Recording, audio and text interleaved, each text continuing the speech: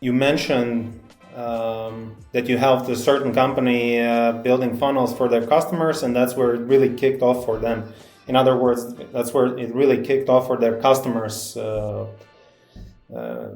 so why don't you do then supplements? Because I saw on your YouTube channel you're talking a lot about finding winning products, and mostly those are some physical products. They're cool. You can make a lot of content around them, but after they reach certain market saturation point, you need to basically start from zero with another product. Mhm. So, what's your take on Yeah, that? so there's the one is like, the stuff we put out on YouTube has to be more broader, right? And number one, so we do sell supplements. I have a supplement company called Untapped. That's like, we started as more like a energy supplement for entrepreneurs. Now we've shifted a little bit more broader where we have like the pre-workouts, proteins and powders and green smoothies and things like that. As far as like the drop shipping physical products, yeah, I don't believe, if unless you're selling like a trend or a seasonal product, yes, you'll probably have the peaks and valleys throughout the year. A lot of the funnels that we build or actively manage for our clients, they're in niches and products that are evergreen, like products that people need constant, a re-up of. For example, like subscription is a key part of any business that we build. Like I wouldn't go into any business unless I can have some sort of reoccurring income into it, right? Like it would just Mhm. be so pointless. Like every business needs that, so you're not starting the month at zero every single month, right? Because then you're just fighting for new customers, new customers, new customers. So subscription is key. I always like to go into these passions and hobby niches, and the reason for that, kind of like the psychology behind why, is they're always getting new people into it, right? So let's say fishing, for example. That was one of my first seven-figure businesses, was in the fishing niche, right? And back then I didn't know what I'm telling you now, right? Like why that worked so well. But we were selling different kinds of fishing lures and kind of beginner guides and things that people are just getting into it. And if you go into a niche or a hobby, there's always newbies coming into the hobby, right? And they're going to need education, they're going to need products. Think about the last hobby you got involved in. When did you spend the most amount of money? It was probably literally within like the first month of you doing it because you want to get better at it. Like let's say you pick up golf. Okay, I need new clubs. I need all these products. I need all the training aids. I need all these things, right? And in pretty much every hobby out there is like that. And that's why these niches work so well, is you're targeting the newbie in the niche, and they're going to be the most likely to spend the most money. Now as your business evolves, right, as those people are using your products, getting success, they're not being newbies anymore, they're moving into like a person that understands fishing or golf, then you can sell more higher priced products on the back end, right? Products that help Mhm. them take their, fishing to the next level, or, whatever it might be.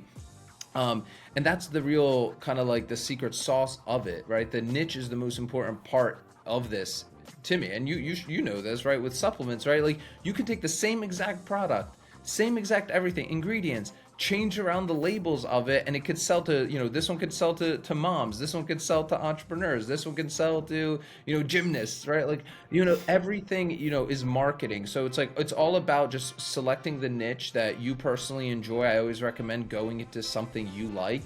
Why would you start a business around Yeah. something, where you don't even like your customers? So yeah, the kind of long story short, I think that answered the question. Yeah.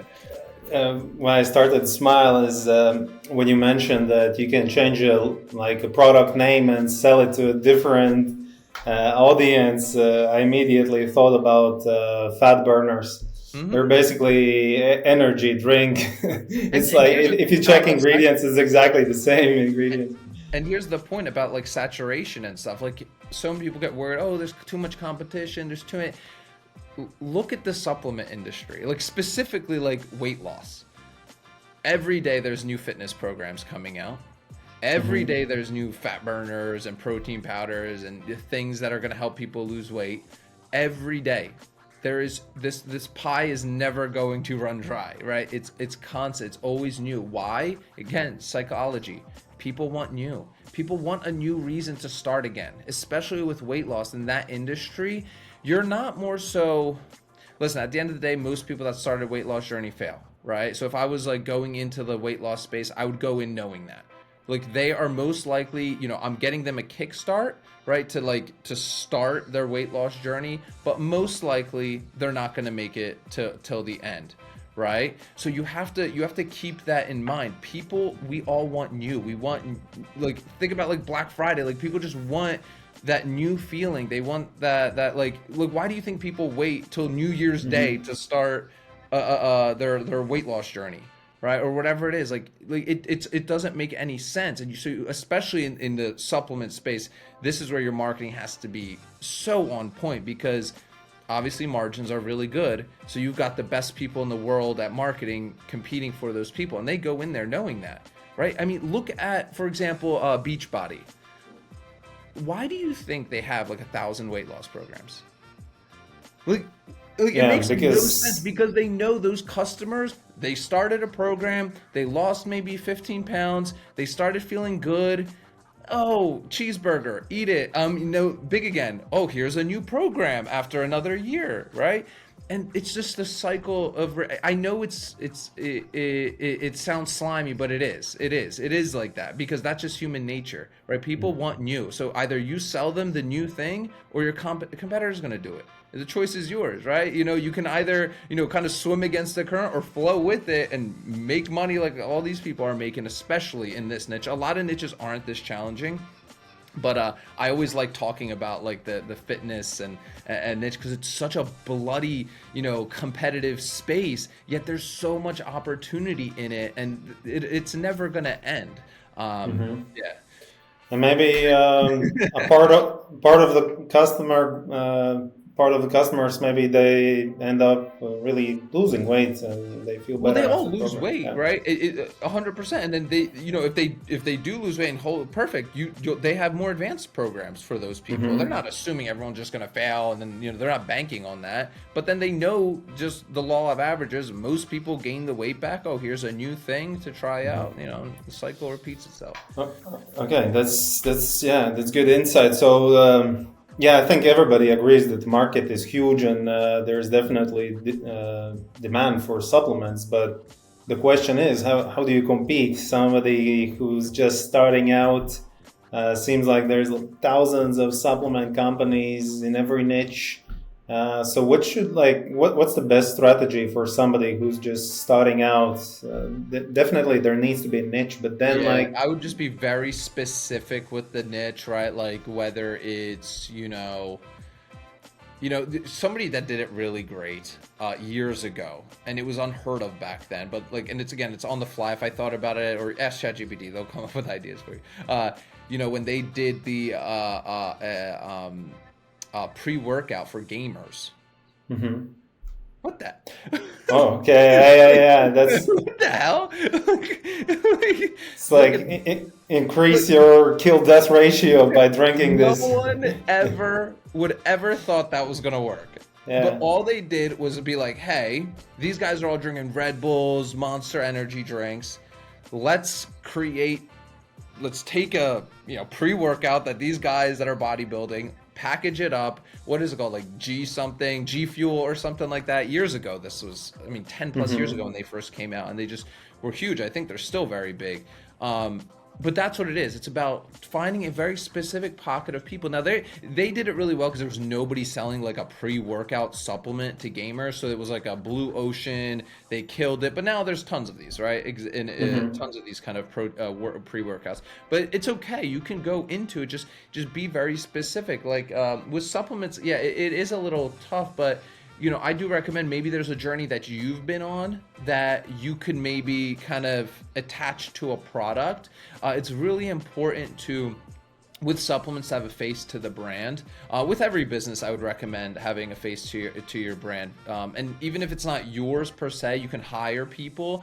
We've actually, with me and my companies, I've been really trying to move my face away. Right? Like, I don't want just me to be the face. So, we've been running ads with different kinds of people. We've been doing content with different types of people. And they've been working really well, which is fantastic. But there needs to be some sort of face to it, right? Sort of some sort of personal touch to it, because that's what that niche is going to gravitate towards. For example, let's say, again, we'll just use this, gamer example. Maybe there's the gamer pre-workout for like the teenager, right? And then there's like and there's like a face to that company, young gamers, whatever. And then there's maybe somebody that's doing it for like older gamers, right? Maybe people that are 30 plus that like playing video games. Or energy drink for commercial airline pilots. My cousin is a commercial airline pilot. He said they're all sick of coffee. They need something else. Yeah, that's a great one. There's probably nothing in existence there. Now, just to kind of speak on that one would be really well, but you also have to think about niche size, right? Like pilots, right? They're like, I would say there's probably not, a ton of pilots. There's a lot. Let's just say it's 1 million, right? Let's just say there's 1 million pilots, all right? 10 million, whatever. It doesn't matter.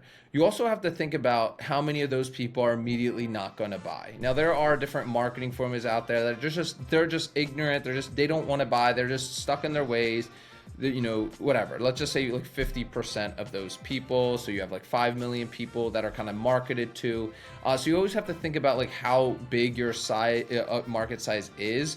And then just because it's not a big market doesn't mean you can't sell it. You just sell differently. So with the pilot one, you just need something that's more premium priced, right? And not just, okay, maybe it's like the pre-workout, like you said, but maybe there's other things that you can kind of bundle in as a package, right? But you're not going to make a lot of money, right? Again, without research, I don't know how many pilots are. If the niche is so small and you're trying to sell like a $49 product, like it's just not going to, you're just not going to, it's impossible, right? There's just not enough market for you to advertise to of those people, as opposed to like weight loss, where it's like everybody you ask wants to lose weight, right? Like that's actually a really good point, because I think that's what many people often misunderstand when you say target a specific niche. And I used to do this mistake too. I immediately imagined a small group of people, super specific, but it has to be like a big enough niche. Has to be, there's like a balance. I don't know the right answer to it, but it has to be small, right? But at the same time, it has to be enough that you can scale. But that's with scale, right? Like as your business scales, like it's better. You could start with that small group of people, like let's say like pilots, right? And then, okay, let's say you've capped out. Like you're like, hey, I can't grow anymore. And, ads are just way too expensive. I've hit like a kind of a ceiling.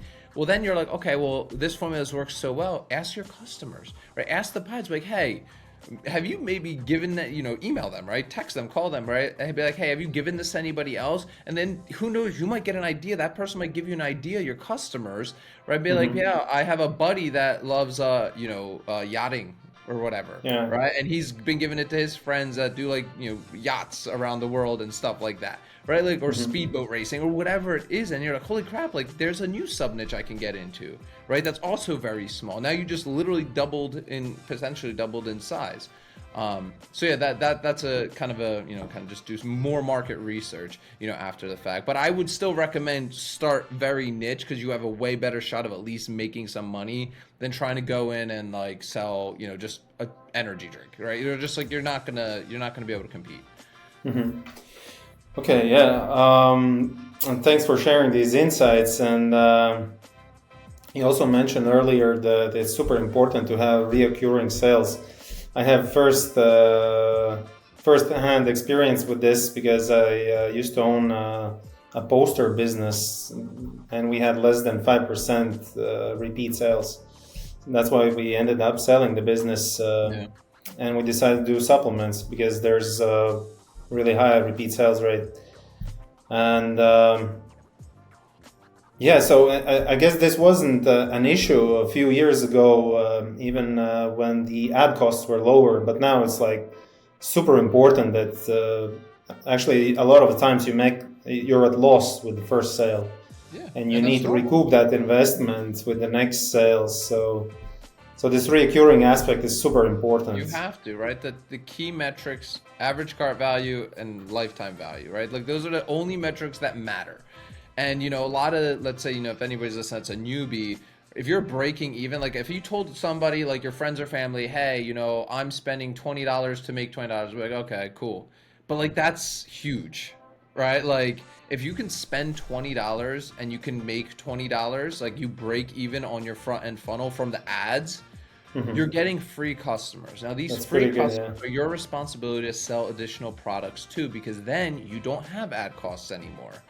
And the way you break even or make a little bit of money on the front end is through a funnel, right? Like capturing leads, phone numbers, having proper upsell, downsells, having the subscription, order bumps, quantity break discounts, digital products, right? Like, the way I look at e-commerce, I don't look at it as just physical products. I look at it as physical products, digital products, affiliate products, right? Like wherever my customers are spending money, I want them to spend that with me, right? So whether I create the product myself or I affiliate for it, right? If you don't have anything to sell your customers, you literally don't have anything right now, just find an affiliate that you can promote, right? Like, and who knows, that might be a good like cross promotion, business relationship JV that you get involved in.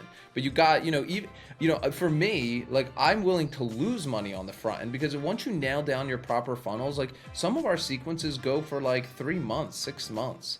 Right? Meaning like, hey, from lead to, and they get very complex. I mean, you go from like different lists, tagging, and this can get complex. You definitely want to hire somebody for like your automation work, because depending on the platform you use, like ActiveCampaign, Klaviyo, whatever, right? Like it can get very kind of messy if you try to do it yourself and you're not an expert at it.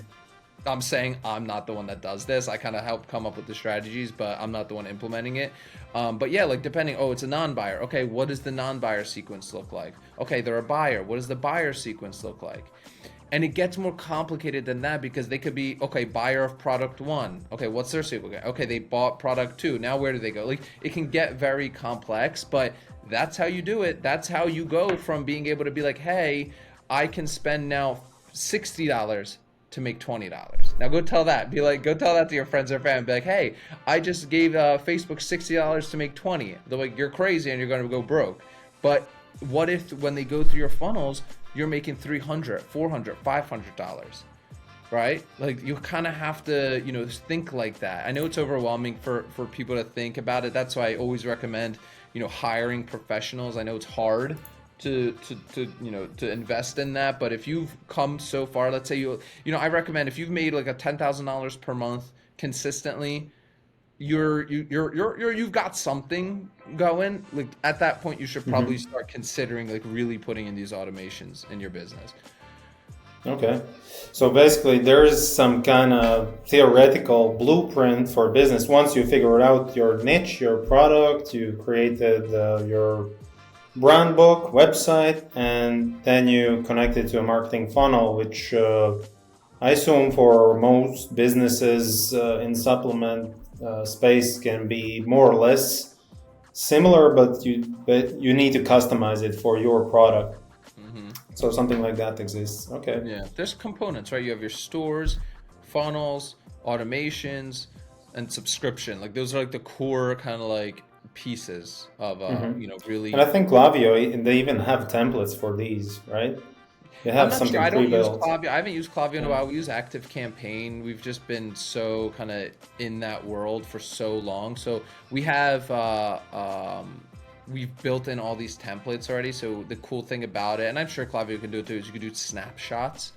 So basically we could take this, 100 hours of work, and then we can clone it into a client store, and then we can because then we have to do the copywriting and all the other stuff that goes along. This is pretty good. So that's on ActiveCampaigns? ActiveCampaign, yeah.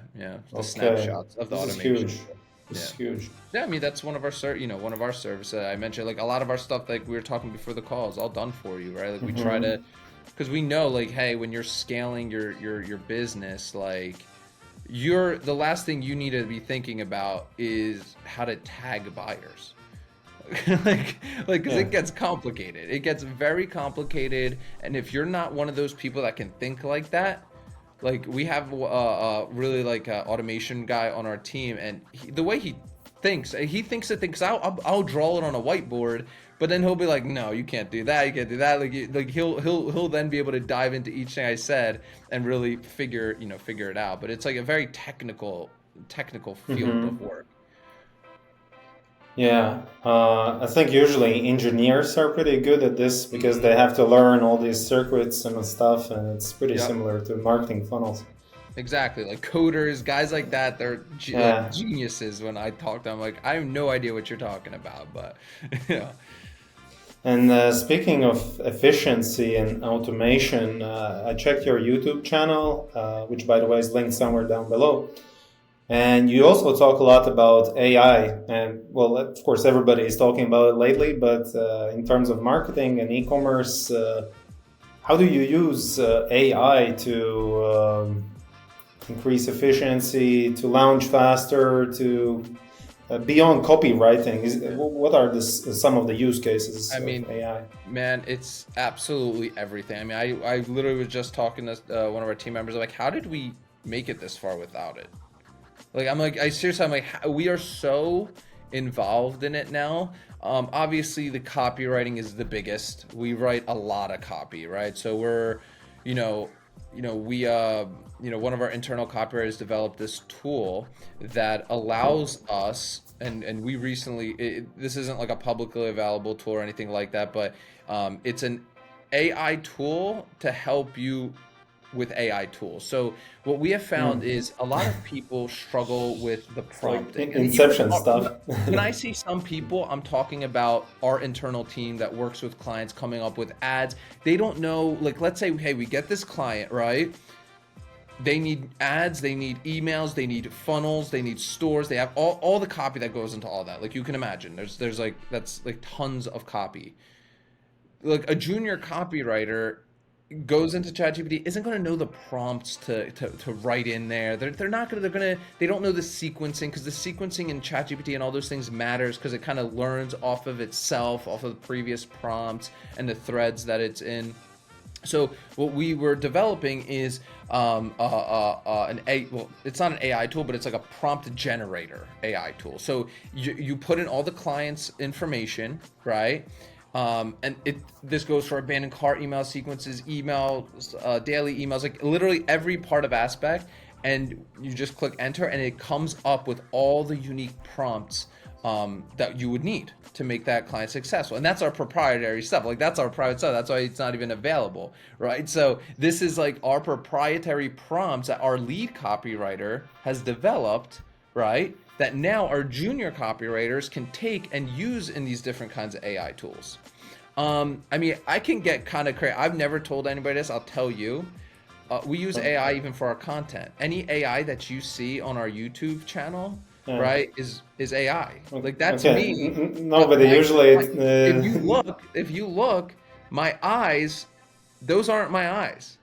I have my iPad here, right, that I can now use ChatGPT to script out top performing videos, and then I have a prompter and I just read it, and now there's AI tools that just make you look real. If you look at any of our Instagram reels, that's not me. That's an AI version of me. It's the voice. We use a tool called 11 Labs, and he basically, I recorded like an hour sample of audio, and then they can just create audio file from my own voice, so I don't have to sit around and do Instagram reels all day long, right? So I mean, dude, I can't even think of all the other ones. I mean, it's everywhere. It's made life so much easier. I have way more free time, but with that free time now, I can focus on different parts of the business, right? I don't have to go and sit in front of my phone to create a bunch of content anymore. Our editors can just make the content that they want. They'll be like, hey, do some pointing up videos, this, that, like they can create all these different assets fast, and that's what it's about, right? You're creating these assets, way fast. So we use it a lot internally, a lot, externally for clients. I mean, everything, man. I mean, I don't think there's a part of our business that we don't use it on, but I would say the majority is content and like copywriting, obviously. Yeah, so when you mentioned I can reveal that I use AI for generating content, I was like, oh man, everybody does that. But you're taking it to the next level. That's pretty cool. And it's made it so much easier for me, because previously, like, I'd have to, sit around and think about it. But now I can use AI tools to create the content for me, right? Like, and then I just read it off a script, and within 30 minutes, I can create 3 pieces of content. Our content is definitely so niche, right? So I don't, our content is more like people are tuning in that are like into funnels for e-commerce. Like that's a very specific niche of people, right? Like there's, that is like when we talk niches, like this is a very small group of individuals, right? Like a lot of people, the big, broad people are like Shopify, like, oh, Shopify is the answer, right? Like we're funnels for e-commerce because guess what? They're always going to be coming and finding me eventually because they're going to try a Shopify store. It ain't going to work for them because of all the reasons we just talked about, right? And then they're going to find our content, right? And that's kind of like our machine that we've created, right? And it's funny about Shopify, like even them, going back to the funnels, they released an article that said all Shopify stores need a marketing and sales funnel. But like the only way to do it on their platforms is through like crazy priced Zipify, and then they take a portion of your your money that they generate, not even profit, just straight revenue, and then the retainer. It's ridiculous. Yeah, there's no straightforward way to do it on Shopify, as far as I know. No. But yeah, it's still doable with all these apps. Yeah, so speaking of future, so obviously you're ahead of the curve. You've done some amazing stuff, and you're kind of like trailblazer and figuring out new ways to use these AI tools. But in a couple of years, I think this is going to be like common knowledge, and everybody will be using these tools in more advanced ways. So I imagine even like with the way how fast things are developing now, I imagine in a few years you'll be able to just ask ChatGPT to build a store for you, build marketing funnels, do all this stuff. So you'll have everything at your fingertips immediately. So what's going to differentiate successful businesses when that is possible? So all the barriers will be removed, and how do you compete? Yeah, I mean, let's think about it, right? Like, because the barriers are already so low, right? Like specifically for like starting a business. I mean, we think about that, right? And that's one thing that we're like, hey, let's just lean into this technology. I don't think we're a few years away from necessarily like, hey, let's like click a button and here's your business. I think there's way more profitable things out for people to do, like like than start an online bit, not for somebody, but for like a company to develop such a thing. But that's why we're leaning into it. That's why we're creating tools internally that we're heavily testing that make our lives easier, which in turn could turn into products that we then, that we can then sell.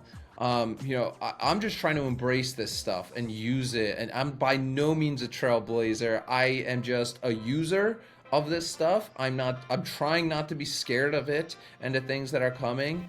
But I can tell you, if you're listening to the show, if you've used ChatGPT at all, you are already leaps and bounds ahead of 90% of people. Maybe not 90%, but most people have never used ChatGPT. Right? It feels overwhelming because we're in the niche, right?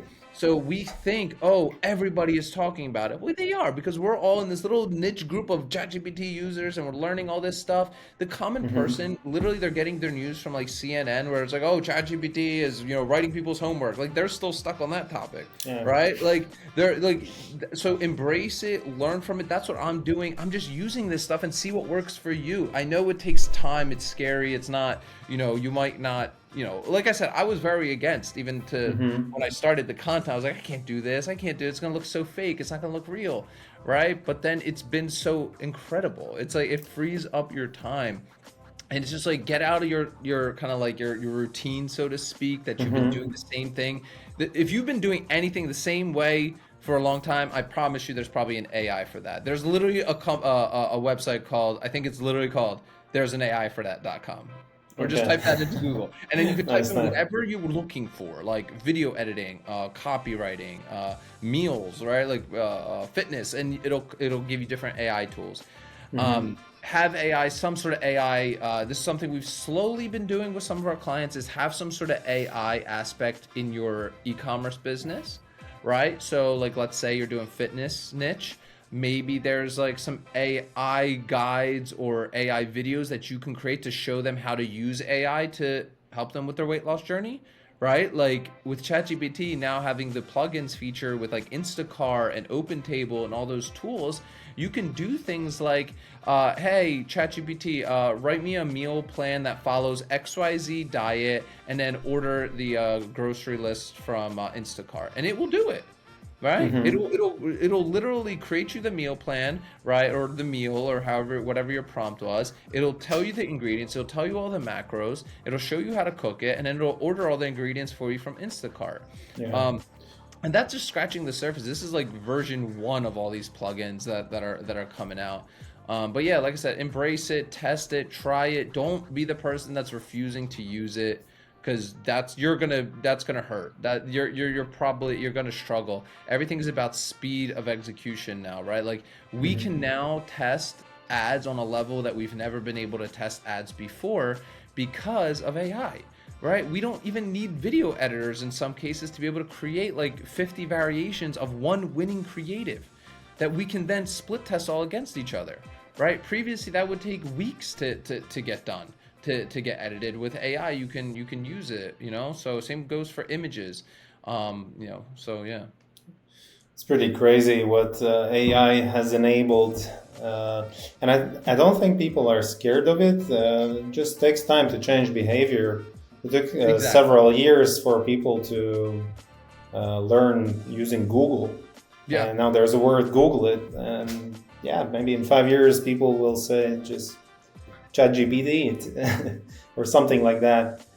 Sometimes also I don't even think about using ChatGPT for, I'm used to using it for copywriting, but it never crosses my mind that I can use it for way more than that, like planning my trip, for example. Exactly. Or other stuff. Right. And that's where I think the future, that's where it's going to go. It's going to be more ingrained. Everyone just uses it for business purposes. I've used it for personal things. Like we actually just made it on the Inc. 5000 list, which was awesome.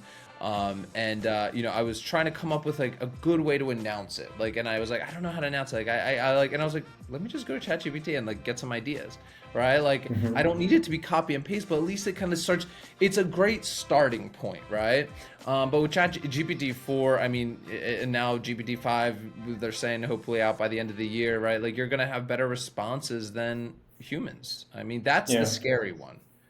The AGI stuff that's coming down, right? That's gonna be where content is truly you could be talking to me, but it's not really me right now. This could be an AGI of me, right? Because it knows everything. Think of this. I get an AGI. I give it every single YouTube video that I've ever shot, which is 1,200. It now it knows everything I know about online business. I can give it all our courses, all of our client successes, all of our clients' failures, all of it, all of our sales calls, everything. It would be super me. It would be the sales closers, it would be the funnel builder, it would be the copywriter, it would be the content creator, it would be everything. And that, I believe, that's far out, but man, that's what excites me, man, because I'm that would be. At that point, it's what do you focus on? Because it's okay, let's say I do have this AGI that creates my content for me. It, communicates with my clients for me. It closes sales calls. Okay, now what do I do all day? I don't know. Go home. But that's the beauty of it, because now you'll get so much time back, right? You get your time back, and that's where you get to do what you want to do. Why you started a business in the first place, right? Spend time with your family. I don't know, whatever. Yeah, that's the end goal for everybody. And I often feel I struggle with that, right? Because we've hired so many people now. We have almost 35 people that work here, and I man, I don't know what to do today. Some days I'm man, I feel and everything's going so well, and I'm man, we're just rocking and rolling here. Everything's going so smooth. And then it's because, you give yourself that freedom, though. It's tough sometimes as a CEO, be okay, well, maybe today I get to go to the playground with my family for a few hours, or, I get to, take a trip, right? That's what you live for, but it's hard as an entrepreneur to deal with that. It's very hard for me, because if I'm not at my computer working, I feel I'm screwing around, and I still feel that way. And I've been doing this for 13 years, so. Yeah. But I don't know, maybe it's like a never ending story. You'll have AGI who's doing all the stuff for you so you can step away. But the question is, will you step away? Maybe you'll feel like somebody's already chasing my business with a similar solution and I need to work more to get that competitive edge or like Yeah. something else. So I don't know. But Like, that's why the face matters so much, the brand. At the end of the day, people are never going to stop consuming content. mm-hmm, And there's going to be people that buy from me, but would never buy from you. And vice versa. They would never buy from me. They're just not, they don't like my voice, right? But they're going to mm-hmm. buy from you. It's the same exact thing. That's why it's so important. Like, I think content is so important because that's how you start building that trust, credibility with people and start creating kind of that connection. I don't think it'll ever be, oh, I have a business idea. Let me go build an AGI for that, and here's going to regard my own. No, it's going to be doomed for failure, right? I think it has to be built on a proper foundation. These AGIs, I believe, which there's not many out there. I would say, like properly built foundation. I don't even think ours would be ready for something like that, right? To be able to really fully automate a lot of our stuff. You know, when you look at a lot of these AGI stuff, where are they putting a lot of the development? It's like at these big companies, right? Like, you know, coders and these guys that have ridiculous salaries, you know, in Silicon Valley. That's who's I think has to be the most worried, right? Because think about it, like they can create these AGI tools, and even like a lot of these coders, just saw recently a lot of layoffs that happened at Facebook, right? It's just like, why do you think that's happening, right? Because they, it's I'm sure it's AI related. Yeah, I think the future is going to be super interesting. We'll see in the next few years a lot of development in this space. But before we wrap up, maybe you can mention a few tools or prompts or workflows that you would use if you would be now starting a new supplement dropshipping business. How would you start off? So first of all, niche, we kind of hammered that one away. Find out what like your that specific group of people is going to be. Next is obviously going into what kind of products that you want to sell. I always recommend starting with just one product. You're probably not going to make a profit with it, but at least it's a starting point to validate your ideas first. And with me saying all this, you can use ChatGPT for this. There's tons of amazing prompts out there. I don't know them off the top of my head, but you can go, there's tons of great tools out there to help you create prompts. Man, what is the one? There's a great one. It's like ecom prompts or something like that, and it literally tells you what's your niche, what's your product, and it like creates like some basics, starting points for you. And then with the products, once you have like an idea or something like that, I do recommend just getting right into learning how to build funnels out. This is such a critical skill. I learned it way too late in my entrepreneurship life, but it has made the biggest difference. Like, I was a struggling Amazon seller, I was a struggling Shopify seller because I never understood, hey, what is average cart value? What is lifetime value? How do I get customers to buy from me again and again and again? What is recurring revenue? Like, those are all funnel things that you need to think about once you kind of validated some sort of product idea. Supplements are nice because you can easily put subscription in there, right? New supply every month, right? Like, that's a very easy one to just add in there, give them a discount, and they get their supplements every single month. And then traffic. This is, you're gonna want to go with either some sort of paid advertising. With supplements, though, I do recommend going the influencer route. Supplements are a tough sell on the front end as a newbie because you're not probably a good marketer. Just being honest, like, you probably have no idea what you're doing. You have no idea how to create good ads. And because the problem with supplements on the front end is if you're not, it's not about selling the product. You're more selling the result of the product, and people have a hard time grasping That's a good point. selling results as opposed to selling, oh, my features of my product are this. It's so great. No one cares. That's why weight loss pills work, right? They're like, they don't even read the label. They just take it, right? Like, that's what, because you're selling a result, especially in supplements. What is the result? Don't talk about any. You literally. I do recommend still talking about like the logical stuff, but just sell the result with supplements. You got to sell the result. So the shortcut to, instead of trying to learn all that, is just find influencers. I'd recommend small ones, 10, 20,000 followers, small times, right? But they usually have really good engagement on their pages. Send them your supplements, right? Build some brand ambassadors that way, right? Usually they'll do it for free because you're giving them status and that's all they care about, especially when they only have 10,000 followers. They're going to tell their friends and family, look at me, I'm a sponsored brand ambassador for this new supplement. Right? And in exchange, you send them free products, maybe give them coupon codes, maybe pay them a couple $100 a month. One thing I did for my fishing business, I know it's not supplements, but it was fishing, is I found this guy in West Virginia. It costs like $1,000 a month to live well in West Virginia. No offense to anybody living in West Virginia. This guy I found on YouTube, he posted like 2-3 videos of him fishing every single day. Every single day. And he was getting like 100 views, 200 views, like nothing, like no views at all.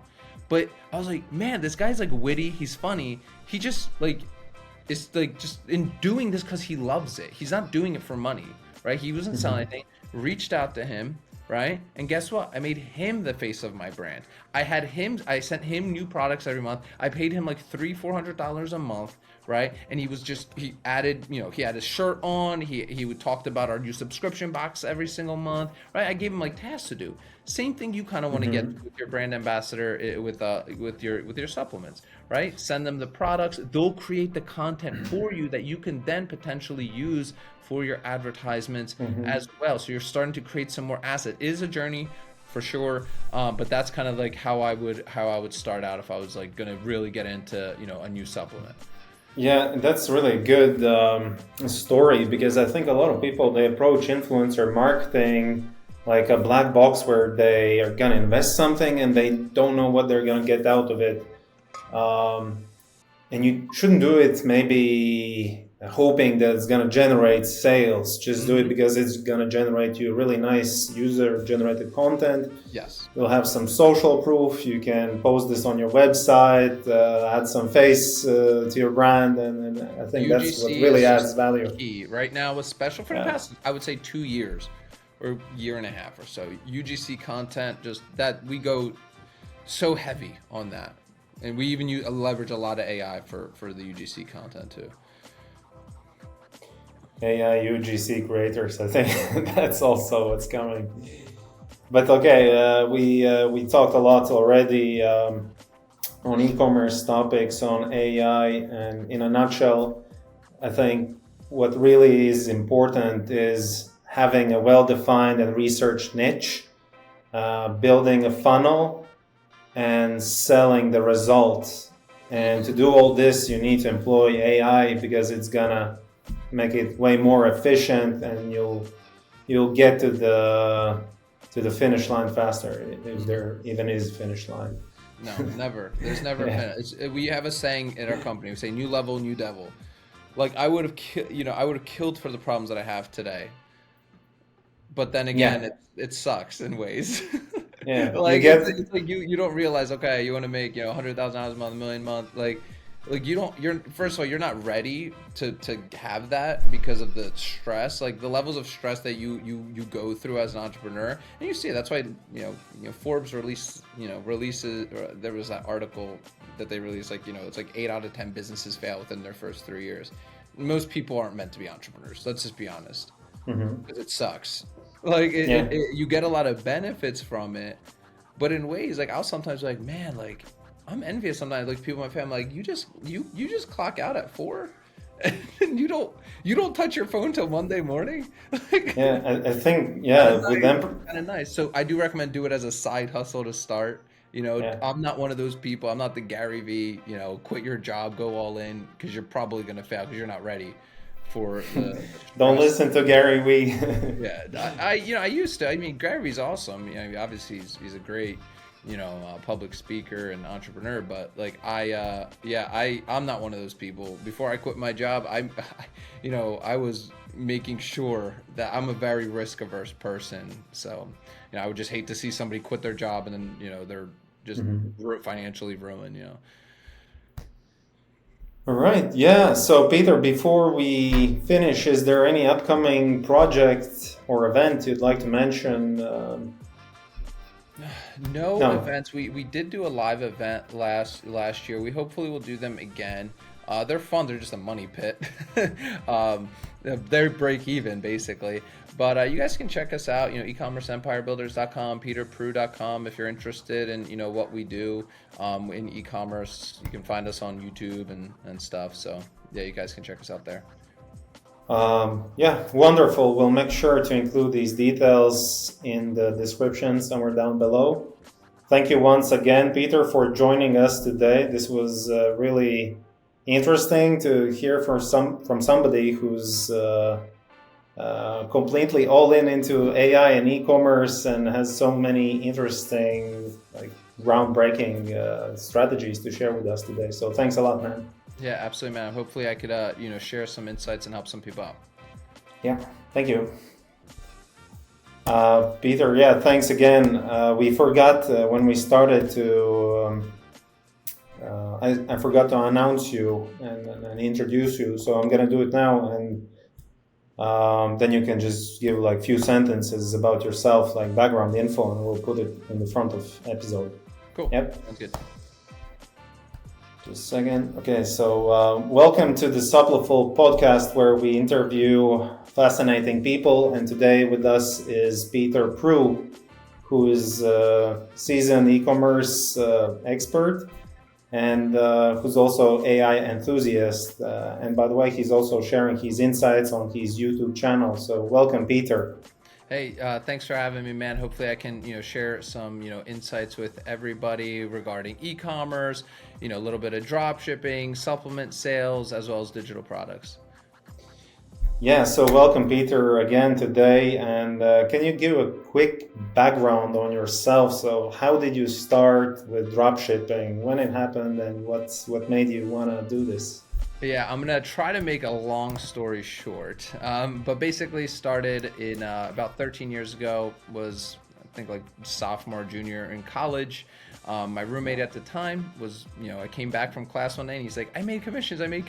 And what he was doing is he was doing affiliate marketing. He was ranking Google best, top 10 lists, blog posts. And, back then you can manipulate Google a lot easier than you can today. So we were doing that all through college. We were doing affiliate marketing, different kinds of blog posts, ranking, and we were making a few $100 a week, which was absolutely amazing. Graduated college, got a job, but I always had this entrepreneurial itch that I never knew I had. My parents came from Poland when they were like 17, 18 years old. They couldn't get jobs here. They didn't speak any English at all. So they were kind of forced to become entrepreneurs. And, back then, everybody just, was trying to come to America to build a better life for their families, right? And, for my parents, they wanted their kids to, get jobs, go to college, have a family, have the white picket fence. They didn't want us to be entrepreneurs because of the, the struggles that they had, with it, even though they had great rewards from it. But that I never really was taught to be an entrepreneur from like my parents ever. And it wasn't until college I was like, oh, I got this itch. Like, this is nice. Like making money for myself. So, during college I was interning, obviously got the full-time job, and I just was never into it. I just couldn't get into it. I couldn't get behind the work that I was doing. I hated going to work. I hated driving to work, sitting in traffic, all that stuff. I'm not going to bash 9-to-5 people by any means right now, but it just wasn't for me. And, at work during that time, I was always just, and we all know if you're working, anyone's working a 9-to-5 job, you can get your work done in like an hour. Right? And the rest of the time, I was building my online businesses. I was doing affiliate marketing. I started an Amazon business at that time, grew it to around $80,000 per month. One day on my way to work, I got some messages from Amazon saying our listings have been suppressed. Basically, a competitor came on our listings and said, hey, Pete here is infringing on our patents. Right? Which they didn't exist. It was random like camping and outdoor equipment. But the thing about Amazon at the time is Amazon will shut that listing down and make the sellers figure it out.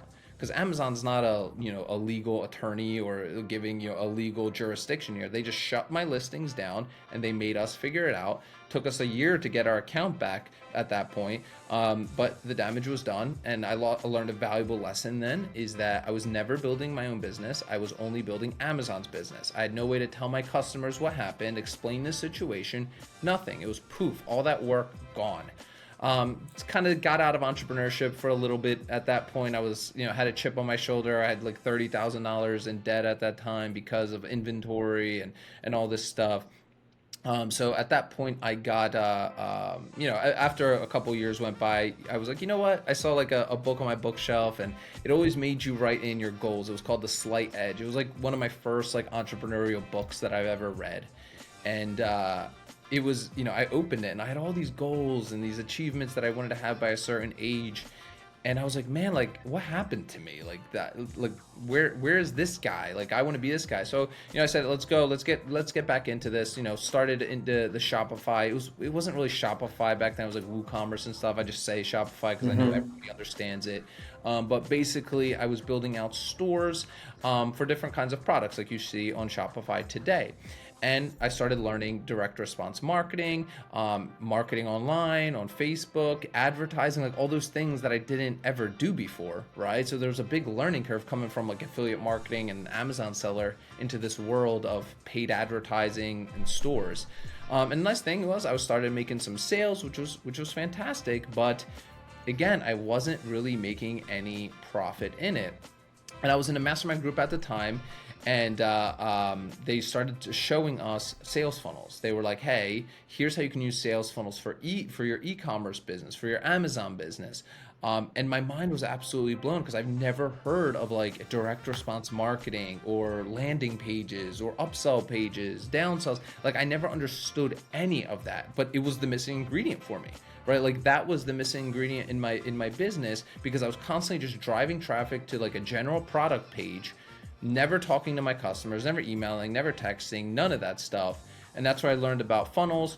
Make a long story short, baked in our subscription box business into the funnels, upsells, downsells, order bumps, upsells, lead captures, automations, all these stuff into the business that we're going to get into here in a little bit, technical. And that's how we built our first 7-figure business. I think we at peak we had like 5,000 plus monthly subscribers on that subscription box. And then we, I was also in another mastermind group at the time, and it was just subscription box people. It was all people that own subscription box businesses. And I used to post every single month in there, and I'd be like, hey, like, look how many boxes we got shipping out. And they would be like, what the hell is going on? Like, the first month I was like, oh, here's 20. And they're like, oh, nice work, nice work. It's funny how the low counts you get more likes on. Like, isn't it? It's like, but then I was like, oh, here's 1,000. And then it was like 3,000. And I was like, every month I was posting our shipments from our fulfillment. And they were like, what the hell are you doing? How did you grow this thing so quickly? There's still such an untapped niche in the subscription boxes. They don't know what they're doing, like those subscription boxes, and no idea. But one guy reached out to me and he's like, what are you doing? Can you like show us in the group like what you're doing? So I was like, sure. So I shot a YouTube video and I uploaded it to YouTube because I had no idea where else to upload it. And that video is still online today. And you can go see it by sorting by oldest. Never wanted to make money from this. Never thought I was going to sell services to business owners or anything like that. And then another guy reached out to me and he's like, hey, I'll give you $500 to build me a funnel. And I was like, holy shit, you're going to give me $500 to build me a funnel? I was just talking about this with my wife the other day. I was like, do you remember that? Like how excited I was. I was like, because it was a whole new revenue stream. I was like, what do you mean you're giving me $500 to build you a funnel? I loved doing it already for my own business. I was like, sure, I'll build it for your business. And, 7 years later almost, like here we are. We sell a whole bunch of done for you services, funnel building, stores, ad management, social media management, email marketing, the whole slew. We're really the one-stop shop for all things e-commerce and marketing. So yeah, that's the long story short. That's the short version. Yeah. But it's fascinating how one thing leads to another. And who knows? Just need to go and do it, and who knows what doors it will open. Absolutely. Thanks for sharing that, Peter.